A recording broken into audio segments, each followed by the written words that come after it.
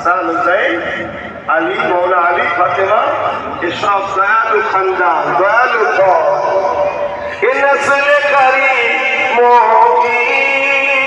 এ nasal সব দয়া করার মতো জোরে বলুন সুবহানাল্লাহ লজবা করানা है कल से जो हम ऊपर कराएंगे बोली ऊंची आवाज से बोली के पार करा दो बोले কালকে পুলিশরা আমাদেরকে পার করাবে কে হ্যাঁ সকলে বলেন কে মুহাম্মদুর রাসূল সাল্লাল্লাহু আলাইহি ওয়াসাল্লাম বুকে হাত দিয়ে বলুন আমাদের নবী সবাই বলুন বুকে হাত দিয়ে